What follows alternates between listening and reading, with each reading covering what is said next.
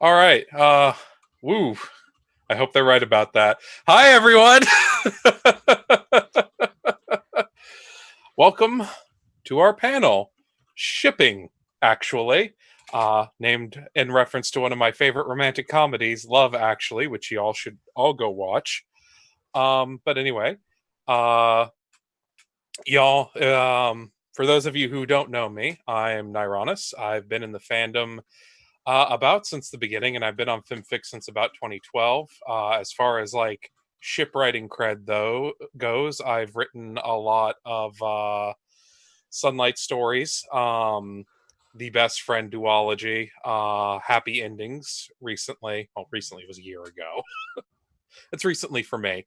And I used to also write a lot of Twilestia, Progress, Forever and Again, if you've ever come across those stories. Um, and of course, my co-panelist is just a friend of mine, someone you probably haven't heard of, Monochromatic. Why don't you tell them a bit about yourself? Hi, everybody. I'm Monochromatic. I'm also a writer, obviously. I write mostly shipping and mental health stories, and I am known for writing too much Raritwi, and also for writing The Enchanted Library and its sequel, The Enchanted Kingdom, and too much Raritwi again. Mono, when you're writing it, there's never enough Raritwi. It's true. It's so true. So we're here to talk about romance and love and shipping. But before we start, we have to answer the most vital question of this panel. So I'm going to ask Nye. Nye, what is OTP? Every time you ask me that, it hurts because you asked me to choose between all my babies. But I think today we're going to go with Sunlight, but it's going to be Pony Twilight and Sunset just because I'm feeling like a hipster. Okay. And then obviously my OTP is Raritom. So we're going to go start with now. Okay, whatever. As you can tell, I'm a little bit nervous, but yeah, we are a little bit nervous. And this is just so you know, guys, we're just kind of having this conversation based on our outline. So we're just all here to have fun, and hopefully, we'll all be smarter by the end of this. God willing, I'll be at least a little smarter. Okay, so right. I guess we're going to start our discussion with obviously as writers we have to draw from experience, we have to draw things that are real, so we're going to talk about how do real relationships work. Yeah. We're primarily going to be focusing on psychology, like why do people get together and why do they stay together? Why do people enjoy being in relationships? And also just some of the aspects of relationships. And I think point number one, and it is a cliche, but it must be said, real relationships are not like Hollywood. Yeah, like real, like this is something that I encountered a lot, especially when I was writing stories at the beginning. I used to write a lot of stories that I would look at the corniest movie in Hollywood or whatever was on, and I'd be like, this is what romance is. And then I got into a relationship and I was like, oh, this isn't what romance is. So obviously, but the biggest thing about a relationship is that, not to sound trite, but it's a relationship. It's a dynamic. It's a thing between two people. So yes, of course, there's obviously the first part where you're like, ooh, I like that. But there's a part where you have to be like, okay, how do we mesh? How do we work? And remembering that a relationship is a choice. Mm-hmm. Definitely. And not only that, but it is a life lived together. You live your life with your partner, your hobbies, your jobs, your interests, just generally where you're going in life. And it's not everything.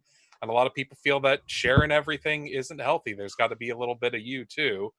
But still, like, people are together. That's why we say they are together. I know this is starting to sound like the tautology hour, but bear with us. It is important to define our terms. Uh, Um, so after that, we have like obviously there's a lot of reasons why people get together, and this mhm, is like as a writer, you have to see like two characters and be like, okay, where do they mesh? Where do they fit? yeah, But we've kind of defined it into three kind of core points. yeah. Now you Three want to sort take the of, first? yeah, three vectors to analyze how two characters work together. And what we have are shared core values. circumstances and emotional connections, which we have charmingly written in our notes as simply vibing. Um, when we have when we talk about shared core values, there was a philosopher I read in high school and college, and they had a quote, and I was really big into philosophy back then, but they had a quote about love being the highest form of respect. It is seeing what you want to be in another person, that which you care about most actualized in another human being, their sense of life, they called it. And that quote has always stuck with me as like a very good baseline for analyzing relationships. And like if you've got two characters that share that, well, I did the hand gesture a little too early, but yeah, they'll be like that. It's a great start. Now, granted, people get together for every reason under the sun. Everything has happened on God's green earth. Let's be honest here. So that isn't like the only thing, but it is an important thing, I feel. Yeah, for example, there's Twidash, which Nye mentioned. Like they're both very loyal, and they would both like if something happened to their friends, they would both run for it. Yeah, they're both superheroes. They both care about saving people. They both care about being excellent in what they do. There is a lot of shared ground, and it's like that is one of my oldest OTPs.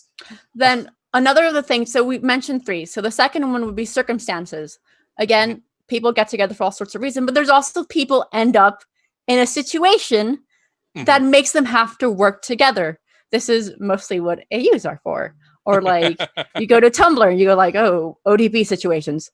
But basically, for an example, if you went to listen, okay. But if you went to, for example, if you read the comics at all, or you ascribe to that, in that case, it says that Cadence and Shining Armor met because they were the only ones at their high school that kind of vibed together.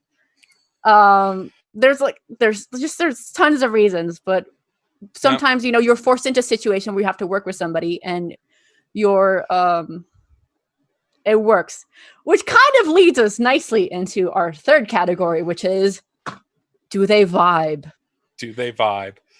Yeah, this is where you have sort of psychological quirks, emotional I don't want to say complexes, but like ways they feel about things, ways they think about things that come together and form a system that builds them up rather than tears them down, I guess would be the best way to put it.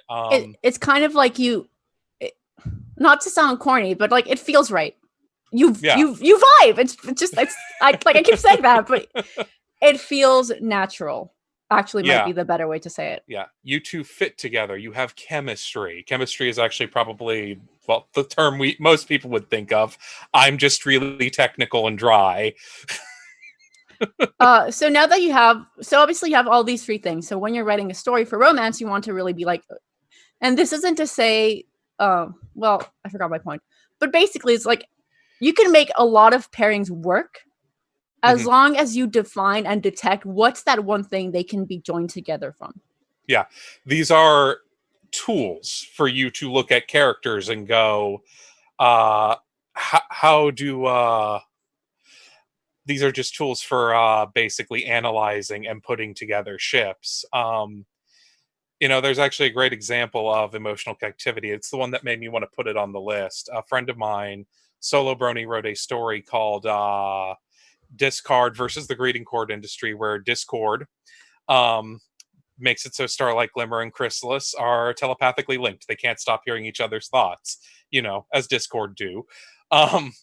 And eventually they sort of ended up together, and he wrote a sequel. And in the sequel, there is a scene where they are at a fair and they are sitting around, like fireworks are going off, and they're off on a blanket in the back, and they start cracking jokes about taking over Ponyville. And in that moment, I understood why this relationship works. Both of these characters kind of had a thing where they created a horrible cult in the name of the greater good, and then some smart butt lilac unicorn showed up and ruined it all for them. Well, it was an Alicorn in Sunset, Starlight's case. Blech. Too many Skylight verb names. But anyway, um, they had this weird shared experience. And even though normally they're highly motivated by their shame and frustration regarding their past, they got each other, and they got that they got each other. And so they felt safe around each other. This wasn't something they had to be ashamed of with each other. It's something they could laugh about. And that was a great moment. It made the whole series for me. And yeah, now if Chrysalis hadn't been stoned by the end of season 9, I'd ship those two. But what are you going to do, right? So now that we've kind of discussed that, we're going to go into our second point, which is writing romance. So this is where we're really going to get into like the nitty gritty of it, so to speak. And obviously the biggest point, which actually, Nye, this is your point. So let me let you take over. All right. Nyronus Senpai's #1 rule for writing romance: take the relationship seriously. Now, what do I mean by that, children? Well, what I mean is that the relationship should be connected to what the characters are doing in the story. It should be part of the story. Don't just say Twilight and Rainbow Dash are dating and they make kissy faces and don't have them do anything with each other, or don't have the way they feel or think about each other influence how they behave in the story. And I think more than that, like who they are. Like, again, we say take the relationship seriously. We're not saying don't write a silly fic. We're not saying don't write crack ships. It's like, but what really makes a romance fic is that the two characters, you have to remember, they're characters, they're multifaceted. So how do they interact with each other? This is actually a point that we're going to start repeating a lot. But any good romance has to be completely character driven.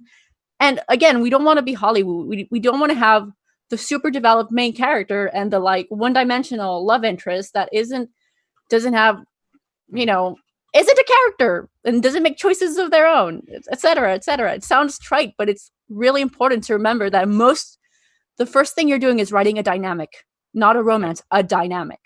Yeah, if the reason you are including a romance subplot in your original fiction or fan fiction is because you have two characters who are important to the story and are the opposite genders, that is the wrong reason. Do not do it.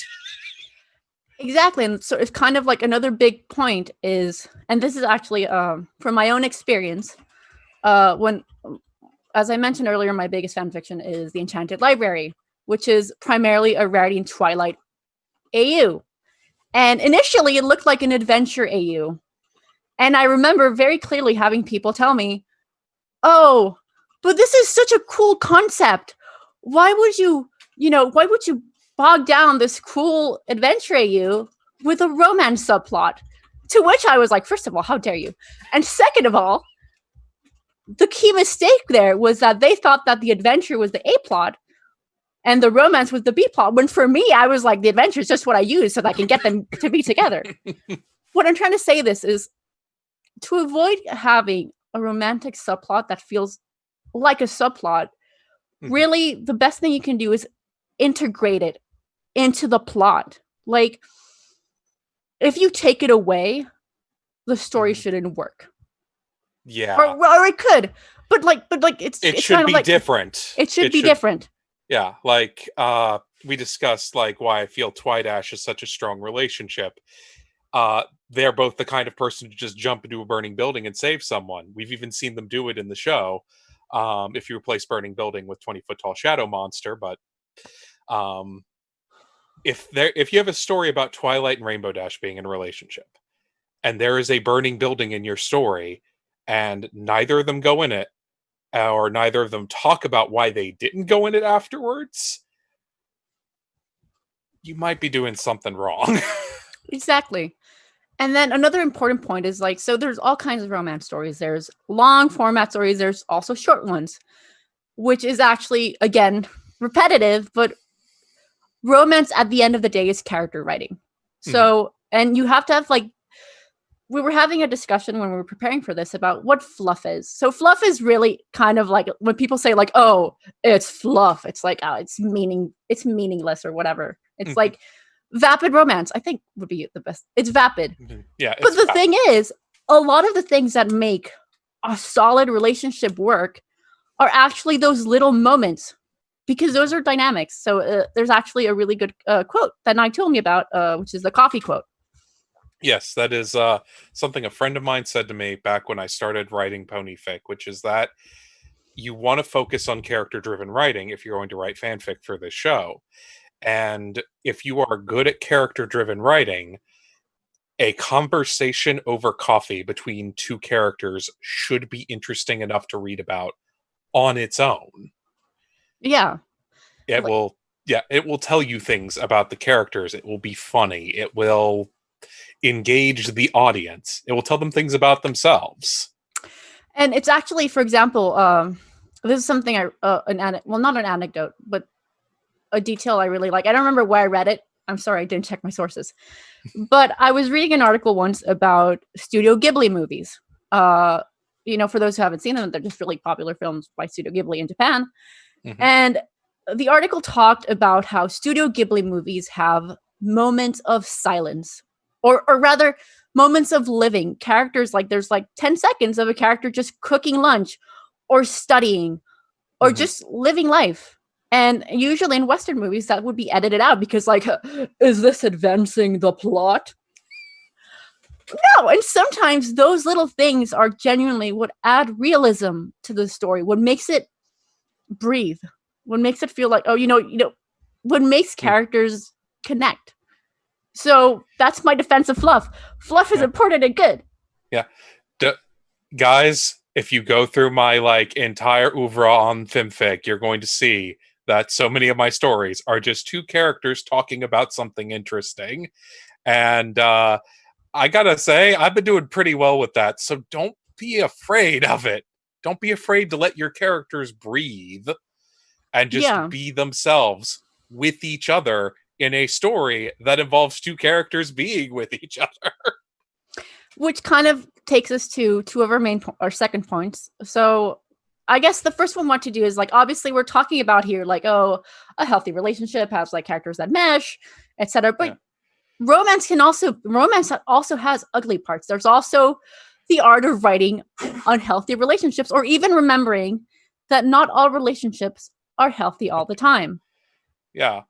Yeah, like we've talked about a lot about compatibility and stuff because we want to help you identify ships you like and write them well.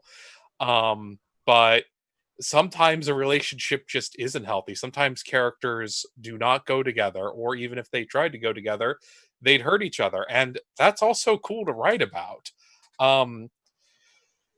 One of my favorite cartoons after I finished My Little Pony was She-Ra, and that entire 5-episode Sword and Planet magic punk epic was secretly about one really unhealthy lesbian romance and how it got healthy. And it's good. Go watch She-Ra. It's kind of like, so I remember one time, this is an anecdote that happened to me. I had a story that I was writing, and it was, I think, just writing Twilight, having coffee or whatever. And I showed it to my editor at the time, and he read it and he said, okay, but what's the conflict? So this kind of leads us to a point that we may talk a little bit too much about it. We'll try not to do so. But what is conflict in a shipping story? A lot of times, well, it's kind of a thin line you want to walk, because what is conflict? Conflict could be like, oh, two characters have to do their grocery shopping before tomorrow for dinner, and the conflict is in them, but it's a situation. So, oh, sorry, go. Yeah, I guess I think what might be helpful, and this is something we talked about before, was the idea of splitting off the concept of tension from conflict. Conflict is one way to create tension, and tension creates investment. People want to know what's going to happen next time on Dragon Ball Z. Conflict isn't the only way you can create tension. You don't have to have and the reason I want to split them up is because conflict is actually very particularly defined as two opposing sides. A conflict is useful. There's a reason that people think it's the only thing you should write stories about. but I don't think necessarily that's the only way to create tension or even drive engagement. That Yeah. is my big brain literary theory. You heard it here last, folks. It's true. Like I'm gonna my first fan fiction, Enduring Eternity, which was for this fandom. It's a story I really genuinely love. But now, me looking back at that young Mono, I was like, yeah, that was angst for the sake of angst. Bad Yeah, Mono. So it's yeah. kind of like, and then we have to go like, okay, so we mentioned earlier that you want to write characters realistically from a realistic point of view. So if a conflict is coming from a realistic point, from something actually there would actually be tension about, then that's fine. Like, again, it's kind of like a thin line. We're not saying don't write conflict, but we're just saying Yeah. take it seriously. Yeah. Once again, Nyrona Senpai rule number 1: take it seriously. Make everything flow from the characters. Exactly. Like, and it's kind of I had a point and now I completely forgot it.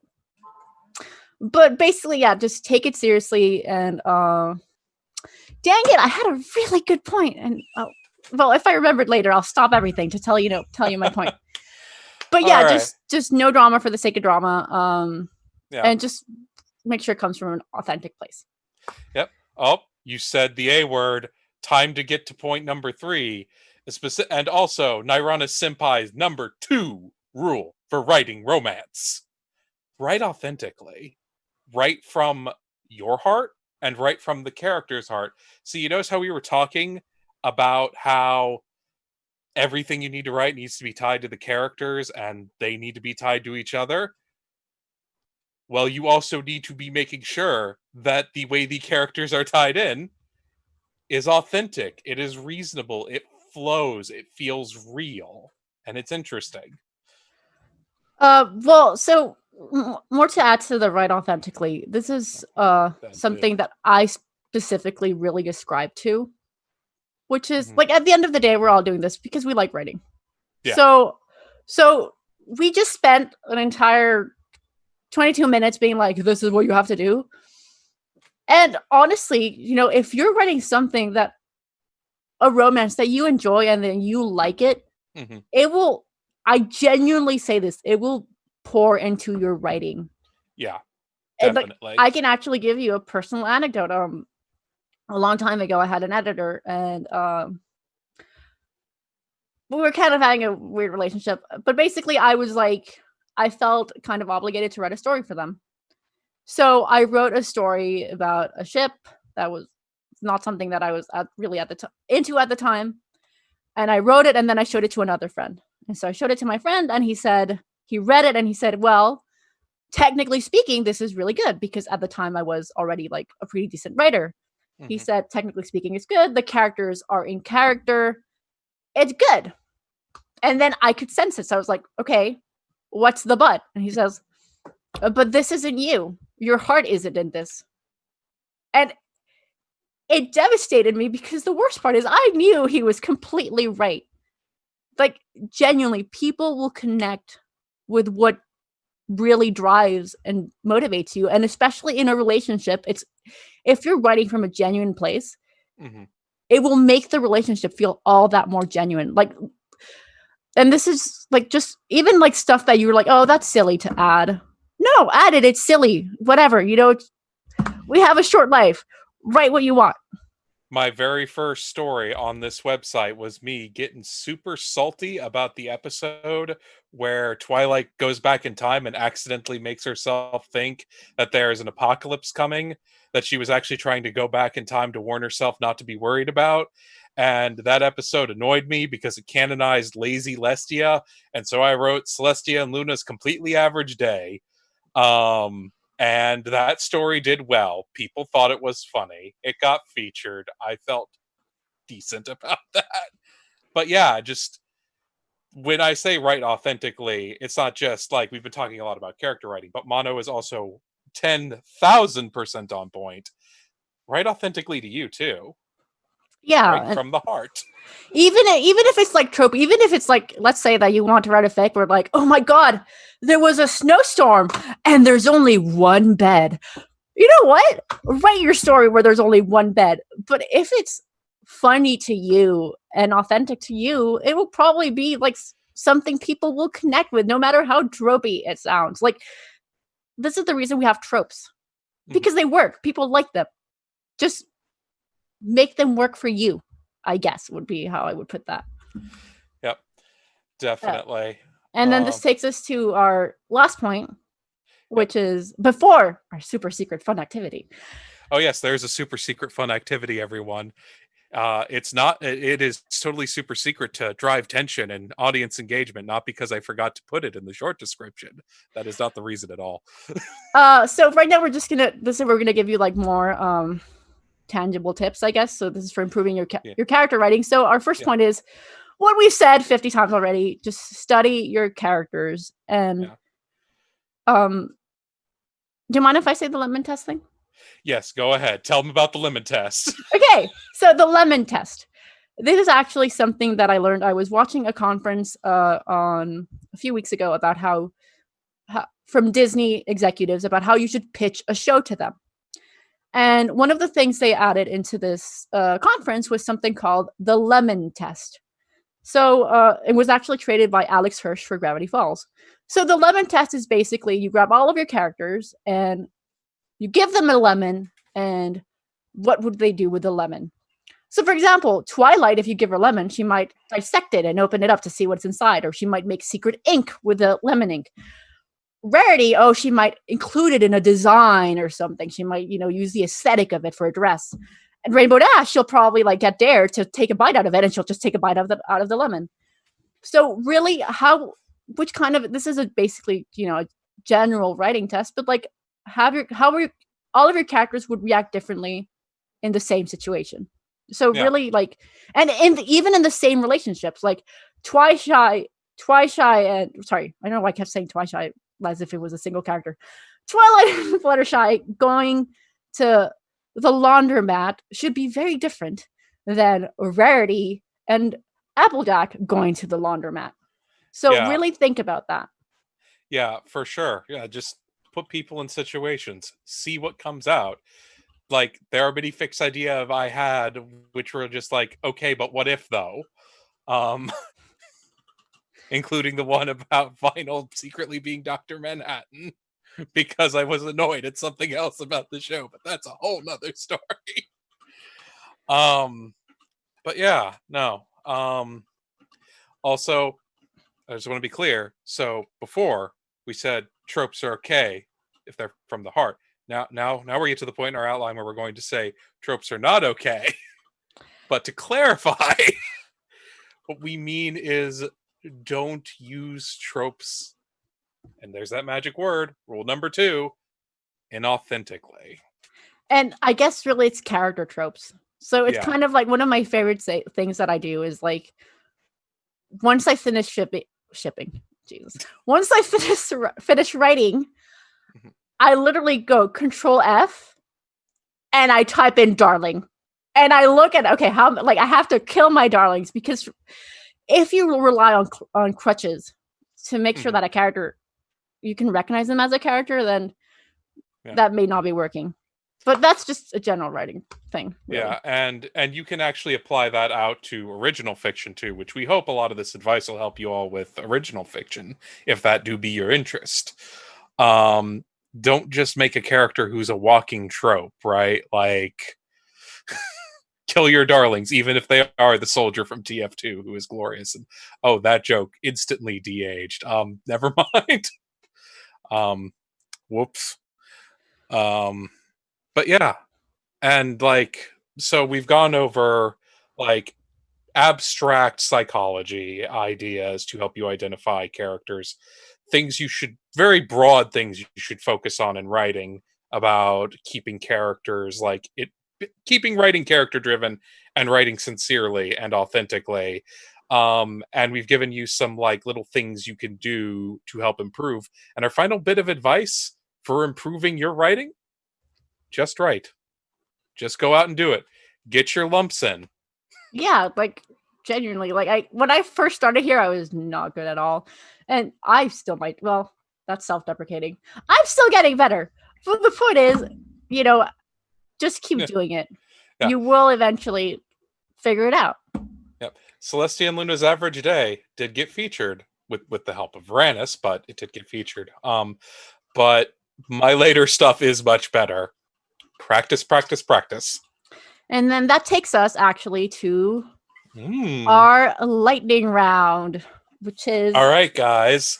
Are you ready for this? This is where we talk the talk, so now we're gonna see if we can walk the walk. So, Nye, do you want to introduce? Yes. So what we are going to be doing, everyone, every pony, you are going to be pitching us your wacky ships, and we are going to attempt to analyze how these characters could work together and try to generate from that pitches for interesting fics. Now we do have three ground rules, although it's really two more ground rules and just kind of acknowledgement of our frail mortality. But no popular ships and no ship bashing. So like no main six ships, no like no like Twilight and the Princesses, that sort of thing. You know what kind of ship we're talking about. And yeah, just no ship bashing, please. And we'll try not to either, because we both have opinions. But you're not here for those kind of opinions. You're here for the other kind of opinions. Additionally, I will add, please, no ships that we can't really discuss like in a forum here. You know which ones. Yeah, don't get us put on an FBI watch list, kids. Please. Then, so as I said, we'll try to workshop points of connection, spitball elevator pitches, but we're only human and we are all fallible. So sometimes there might be ships that will just look at each other and be like, I got nothing. Yeah. So in that case, we'll be like, bow of shame, and then we'll move on. Yep. And oh god, they are flooding in. Okay. So I feel I have to do this one because it is a crack ship a friend of mine has haunted me with my entire writing career. Do you think we could pull something out for Spike X Chrysalis? Well, come on, let's try it out. Yes. Yeah, sure. So one thing I actually find really interesting is that Spike is kind of... Wait, actually, but he is a kid, so we have to definitely... Well, he does grow up by the end of the show, though. So let's set this after the end of the show.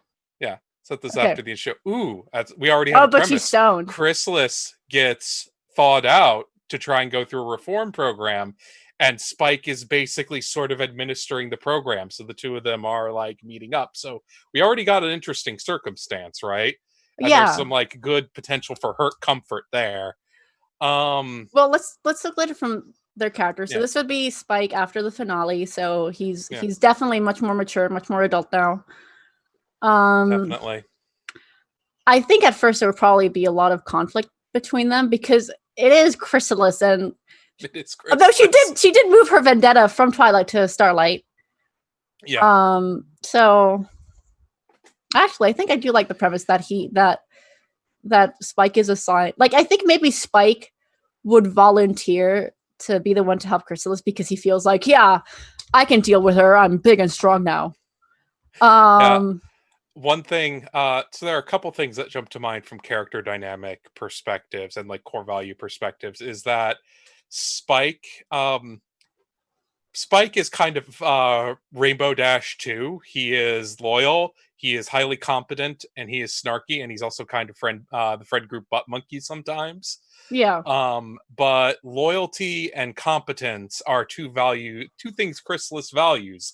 She kind of went crazy because her whole hive wouldn't stay loyal to her.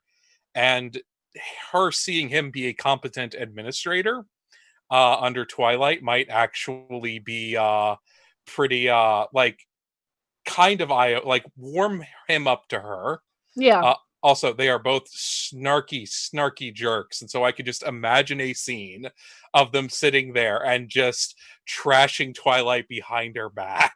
No, not Spike. I don't think Spike. Well, a little. Spike mouths off a bit. I think Spike would do it, but just in a joke. I think maybe once Chrysalis in this case would be more... although that means what if there's an arc where Chrysalis makes Spike turn bad? She could try, although his resilience might be attractive to her. She will not betray him no matter what. That would be interesting. Yep. I think our consensus, it would work. It would have to be after the finale, and what would tie them is Spike's loyalty and his values, Mhm. and maybe Chrysalis would try to break that, and she can't, and she respects that. So I think maybe Yeah. at the end of it, there would be Mhm. a respect that could tie them together. Yep. Okay, so let's see. Well, there's Chrysalis X Luna, which is we already did a Chrysalis X one. Um, huh. Now here's one that just catches my eye. Starlight Glimmer pre-redemption, like pre before our town falls, I guess, and Fluttershy without her cutie mark. Now that one's interesting to me because Fluttershy was the only one who liked our town, right? Yeah. Yeah. Yeah. Hmm. Yeah. So Starlight. So pre-redemption, obviously, Starlight's biggest thing is that she felt like she had been abandoned. So everybody should be like her. Well, Mhm. actually, you know what? I think because Fluttershy, at the end of the day, Fluttershy is somebody who is very confident in who she is. She's at Yeah. happy. She's happy, and even the fact that she's happy with not having her cutie mark, Mhm. that could be a good point to have Starlight be like, realize that like, I don't know how to phrase it, but the fact that I, that might be I appealing to her yeah, and make her like rethink about herself. yeah, I actually kind of like that idea a little bit. Like, so Fluttershy, like, she likes our town because everything is safe, right? Like, Yeah. there is no chaos in our town, which is really funny when you think about where Fluttershy ends up down the line.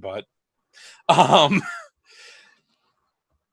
but she's also highly empathetic. So even though she might like it at first, she might start to see how it makes everyone miserable. Right. And that might be like an interesting inroad to have Starlight start thinking about that without just like staging a rebellion by revealing that she is a liar. Yeah, exactly. And especially because Fluttershy, at least how I write a lot, Fluttershy is very perceptive. So she would know, by that time, she would probably know the best way. This is obviously a slow burn romance. Yeah. So 50K down the line, Fluttershy would like go to Starlight and be like, "Hey, is this really the right thing?" And by that time, presumably Starlight would be like, "Oh, go." Hmm. Because as we found out, Starlight is coming from a place where she felt rejected and abandoned, and I think Fluttershy would be a character that would accept her for who she is, because that's who Fluttershy is. So Mhm. having that kind of unconditional acceptance would probably kickstart Glimmer being like, "This is wrong. What am I doing?" Oh, actually, Yeah. that's really interesting. Now I kind of want to see Yeah. that. Yeah, that is really interesting. Like so far we've got two fics. I kind of wouldn't mind reading. So, although maybe uh, I just have bad taste. Let's spin the wheel some more, shall we?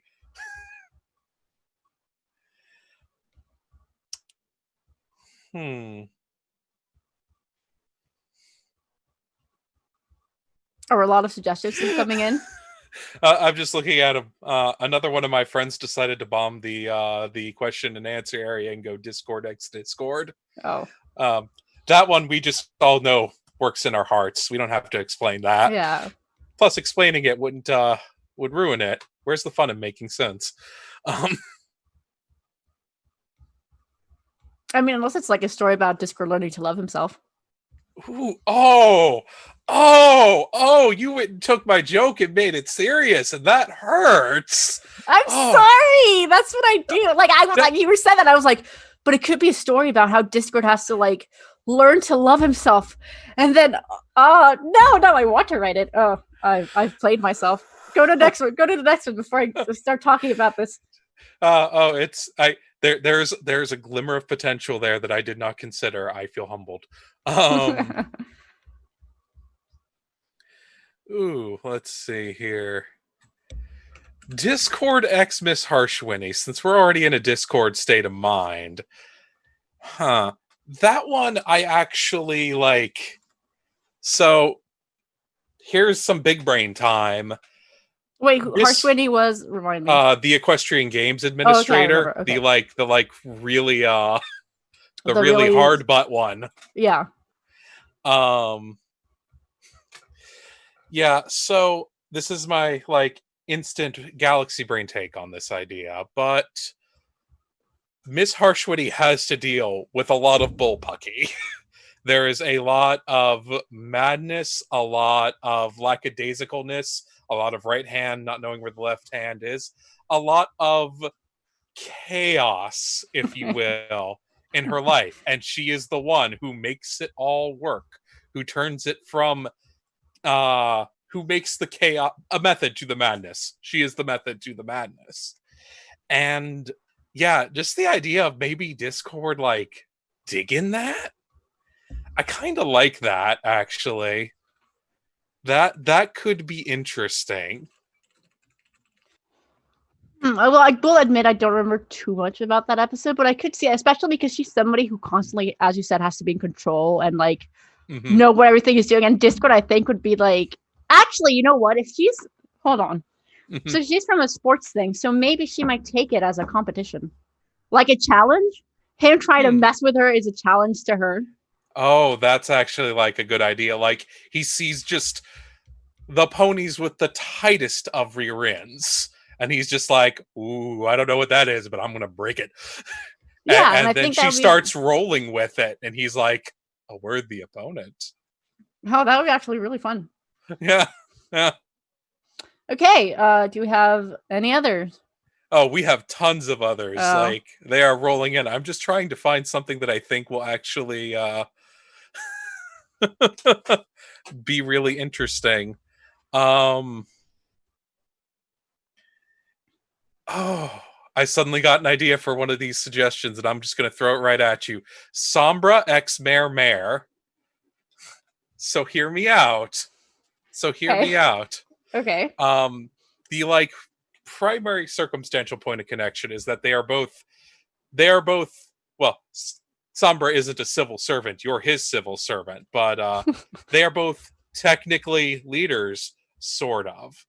So the setup is that this is some kind of like season 9 opener AU situation where Sombra wins and he's like taken over Equestria, maybe temporarily, yeah, but whatever. Like he is in power right now and he decides to roll up into Ponyville because he wants to sit on Twilight's throne because haha, I won, or whatever. And so he has to deal with Mayor Mare, who is his immediate subordinate, basically, for running the town. And she is concerned with what's actually happening to little people, but she's also got a bit of a stubborn streak, I think. yeah. I've not seen her in so long, but I kind of get that vibe from her. Mayor Mary's definitely a character who I think, so she would be, I don't know how to explain this, but like when she's disappointed at you, you feel it. Yeah, yeah, that's kind So of what I I'm think getting. it would be very like Somber comes in like, hey, I'm gonna take over and ha ha ha. And then Mayor Mayor is like, okay, for the sake of my people, I'm gonna go along with you because I don't want you to hurt them. But then he does something and she's like, sus.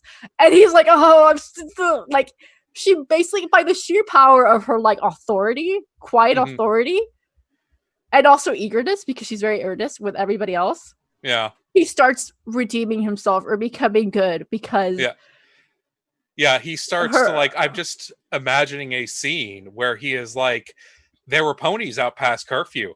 I told you, no ponies out past curfew. I told you if anyone got caught out past curfew, I was gonna seal them up inside a big black crystal." And she is like, there was a medical emergency. Did you want a new statue or a corpse? Pick one, or just go away and let these people live, or let me do my job and try and make this stupid system you've put in place work. And he's like, oh, huh, okay, I guess I shouldn't have doubted you. That is actually reasonable. And then little things like that chipping away at him. Yeah. I I'm think that not would work, yeah. Yeah, I'm not 100% on it, but it's an interesting premise. An I interesting. definitely feel there's something there. Like it would again. A lot of these ships work once you really start exploring them, but there could be something there. Yeah. Yeah, but yeah. Oh man, this has been fun. Um, Do we have time for one more, or we have 10 minutes left, so we had planned to do some general Q&A. It takes us like 3 or 4 minutes to do one of these. Do you want to do one more and bite into our Q&A time, or just go straight into Q&A? I don't know. I kind of want to do Raricord, but that's just because I like Raricord. I don't know. Whatever the chat says. What do they want? All right, chat, you decide. Q&A or one more lightning round?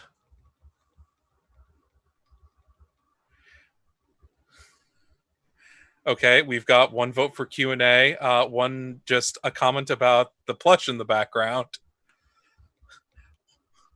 Okay. Okay, let's do another lightning round. Oh boy, yeah, it's like basically even. Okay, so... Oh, well, here's a fun one. Oh, but I already did one of Fan Most Everything's, I think, so I don't want to do two of his.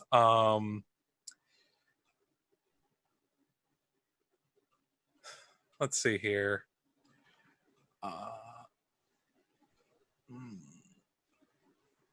Nope, not doing that. Should we suggest one? I mean, if you've got an idea for one, I'm just trying to find one that seems interesting that we haven't. I have, so let's see, crack tips that I like. I have Raricord, which would actually have a very hilariously named fic called The Devil Shags Prada, which is the best title that I have ever come up with. Yeah, someone actually threw that one out there. But here's one I saw that might be a little interesting. Twilight X Fleur de Lis. Okay, so this is kind of like Raritwi. Yeah, okay. This is kind of like a bit. Yeah, actually, come to think of it. So, do you want to start? Should I start? I have at least like one idea. So, in proper MLP shipping tradition, this is a character who has dozens, if not nearly hundreds of hours of dialogue being shipped with a character who has never said a single word, because that is just how we roll, baby. She does. She said like 3 words. Oh, she did? I don't remember. Yeah, to fancy. She was like, "Ooh, we'd love to Rarity." She was like, "We'd love to have you," or something. Because, but yeah. So here's the thing: we know she hangs out with Fancy. People often ship those two together, but they might not necessarily be together. But she hangs out with Fancy. And Fancy is the Canterlot noble, who is cool. Like, he is A-okay, which implies that since they're such close friends, such best friends, possibly, she is probably okay. And so you have Twilight moving to Canterlot. And she's stressed out and she's worried. We saw that in the show, that she was afraid of moving and all that stuff. And then just while she's having court, like, Fleur shimmies up to her and starts talking to her, and she could be her first new friend in Canterlot after she becomes Mono Princess. Well, I will say, I do want to, I like that idea, but I do think this is where we can add in that trope, because remember, Twilight started as a Canterlot noble. So maybe before Twilight went to Ponyville, she could have met Fleur. And maybe, or Fleur maybe knew of her because she is a Celestia student. And I definitely think this is kind of like, so with any really ship that's like this, you could always go for like a kind of like Princess Diaries kind of vibe. Because I think like Fleur would see that Twilight is a little bit of a disaster as a princess and be like, no, I will help you. Yeah, that definitely thinking that. Also, we have like 7 minutes to call time, I believe. Yeah. So should we let's start Q&A, everybody. Give us your questions. I am watching you intently.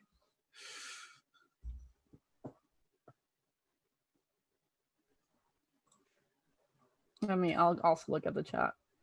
Wherever it is. Oh boy, it just went quiet. We were just getting waves of ships, and then it went quiet. Oh, we have no questions? Oh, now several people are typing. Oh, thoughts on flutter chords. I got this one. I hated it when Discord first got quote unquote redeemed, because it was like, these two characters, they're kind of near each other, must be in love. But after Discord kind of wanted to kill someone to protect Fluttershy, and then later kind of tried to kill himself to make Fluttershy happy, I'm like, okay, you know what? It is both canon and I am here for it. Let's go. Toot toot. Flutter chord, mother buckers. So personally, Fluttercore is this is obviously my personal opinion. I feel definitely Discord it can at times be kind of a very not great character, but that's also could be writing. That's also there's like a lot of reasons. So I think that if you write them in a really I don't want to say healthy, but if you write them in a specific way where Fluttershy is definitely also well, it's just basically how you write it. For me, Fluttercore is a ship that like if it's written well and there's an obvious balance between the two characters, I'm in for it. But in a lot of ways, it doesn't feel that way. So Yeah, it's for me, it's how it's written. Yeah, like in the show, it is very explicit that it's not just Discord being nurtured and protected by Fluttershy. It is also Fluttershy who is just having a grand old time with her best buddy, the God of Chaos. And you should probably work on both of that. That Discord craves that comfort, and Fluttershy craves that excitement and unpredictability. So next question I want to nail, moving quick. Gara asks, any advice on how to write rom-coms from the romance point of view? And I guess my best advice there is life is wacky and absurd and crazy stuff will happen. And if you put two characters in a room together, especially if they're already like emotionally flustered, silly things will happen and just kind of go with it. I think also just try to like again redundant advice, but have the comedy be derived from how the characters authentically react to the situations. How do they react to each other? Like basically, it's just like anything. Like you can write comedy from any situation, just like how the characters react and act. There's a sunny days are dumb. Oh, spring is dumb. Spring is dumb is fantastic. Yeah, it is a story. Rarity and Rainbow Dash are in a relationship and they had their first fight the night before. And the entire story is just Rainbow Dash walking through Ponyville, complaining to anyone who will listen how wrong Rarity is while buying her extravagant gifts. It's completely over the top, but it also feels kind of like a Rainbow Dash way to approach that problem. And there's just a big comedy of errors element to it. Um, it's a pretty decent fic if you want to like sort of look at something like that. Um, Someone asked about Dr. Manhattan. Vinyl is in too many places at once in both the show and the fandom. Anywhere there is music, she is. So I made a fic about her being Dr. Manhattan, and then it ended up being about Buddhism because I have problems. Anyway,